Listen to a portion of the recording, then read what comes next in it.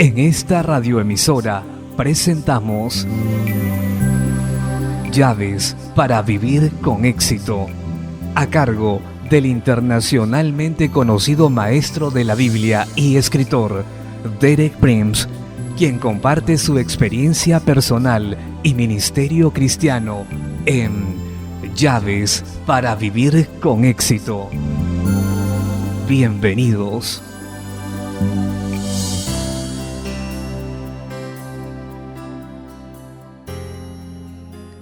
Llaves para vivir con éxito presentan Lo que la palabra de Dios hará por usted 2, parte final. Me alegro de estar con usted nuevamente. He estado compartiendo sobre el tema Lo que la palabra de Dios hará para usted.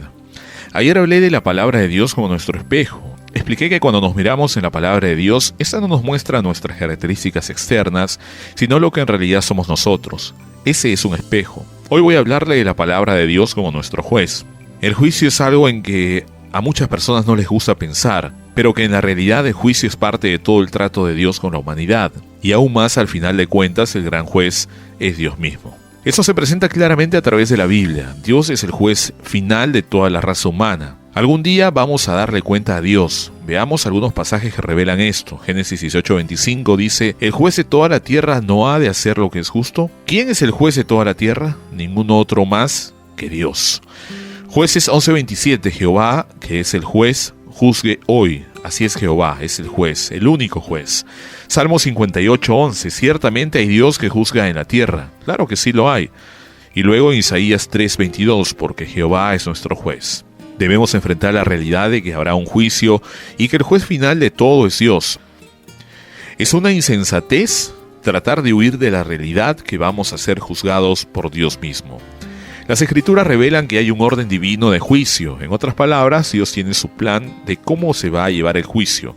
Muy sencillamente es así. Cuando hay que administrar el juicio, Dios Padre lo delega al Hijo Jesucristo, pero el Hijo lo delega a la palabra. Así que Dios, el Padre, lo delega al juez, pero ha hecho a Jesús, el Hijo, el juez, y Jesús ha hecho a la palabra el juez. Veamos cómo se presenta eso en las Escrituras. Primero veamos lo que dicen acerca de Dios Padre como juez. Primera de Pedro capítulo 1, verso 17. Recuerde que estas palabras están dirigidas a cristianos.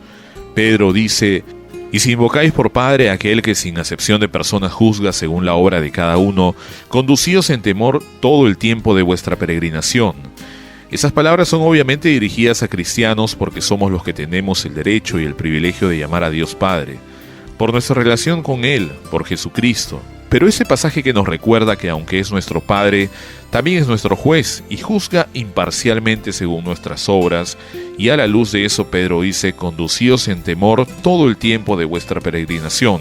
Camine muy cuidadosamente, ande en el temor de Dios, no sea orgulloso, rebelde o presumido. Eso es lo que dice las Escrituras de Dios Padre como juez. Veamos ahora cómo el Padre ha delegado el juicio al Hijo. Veamos en Juan capítulo 5, versos 22 y 23. Jesús dice: porque al Padre nadie juzga, sino que todo el juicio dio al Hijo para que todos honren al Hijo como honran al Padre. El que no honra al Hijo, no honra al Padre que lo envió.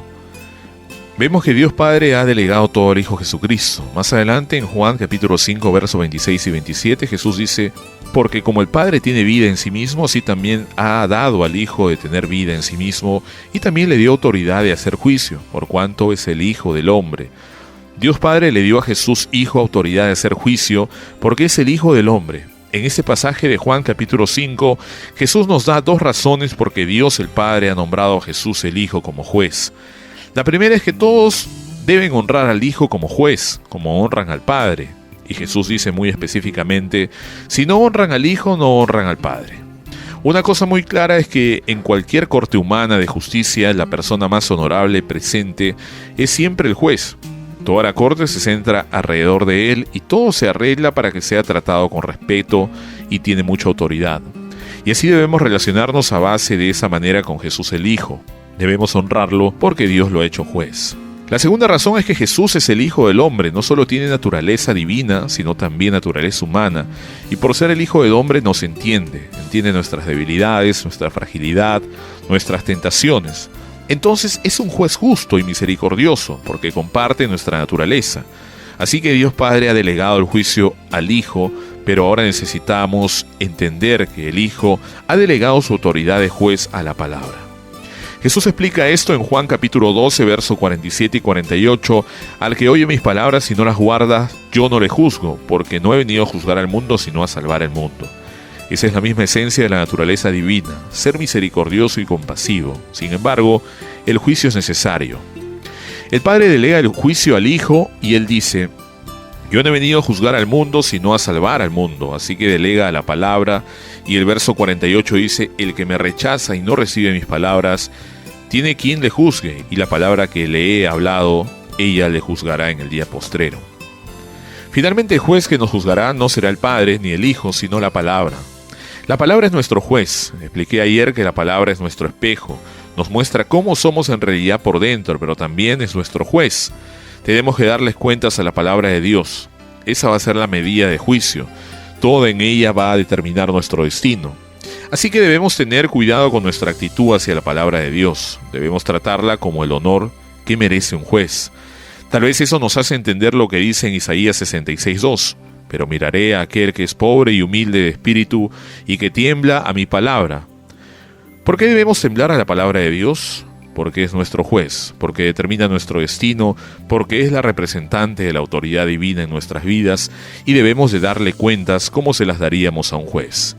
Cultivemos ese espíritu cada uno de nosotros, el ser pobre y humilde de espíritu y temblar ante la palabra de Dios y reconociendo que es nuestro juez.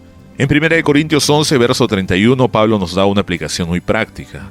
Él habla de las personas que han merecido el juicio de Dios por haber participado sin merecerlo de la cena del Señor. Dice que no debemos sufrir ese tipo de juicio sobre nosotros. Esto es lo que dice. Si pues nos examináramos a nosotros mismos, no seríamos juzgados. En otras palabras, podemos escapar al juicio de Dios si nos juzgamos a nosotros mismos. ¿Cómo podemos juzgarnos a nosotros mismos? La respuesta es mirándonos en el espejo de la palabra de Dios, aceptando lo que refleja y reconociendo que no solo es nuestro espejo, sino que también es nuestro juez. Dicho de otra manera, la humildad, el arrepentimiento y la obediencia a la palabra de Dios nos libera del juicio. Se nos ha dado la oportunidad por la misericordia de Dios de no tener que enfrentar el juicio de la condenación o la ira de Dios sobre nuestras vidas. ¿Cómo podemos hacer eso? Vemos a la palabra de Dios, vemos lo que requiere, cumplimos con los requisitos y luego la Biblia habla de la respuesta de una conciencia que se requiere al profesar nuestra fe en Cristo por medio del bautismo. ¿Cómo podemos tener la respuesta de una buena conciencia? No porque no hayamos sido pecadores ni porque no nos merecíamos el juicio de Dios, sino porque hemos visto que en su palabra hay misericordia y perdón y lo hemos reclamado por fe. Y luego hemos visto los requisitos en la palabra de Dios de cómo debemos vivir como cristianos y hemos aplicado esos requisitos y principios a nuestras vidas. Y como resultado, ya no tenemos que temer al juicio de Dios. Ya nos hemos juzgado nosotros mismos por la palabra. No tenemos que enfrentar el juicio de Dios en nuestras vidas. Nuestro tiempo por hoy ha terminado. Esa fue mi última charla sobre el tema Lo que la palabra de Dios hará para usted. Regresaré la próxima semana a la misma hora, de lunes a viernes, para compartir otro tema nuevo y emocionante.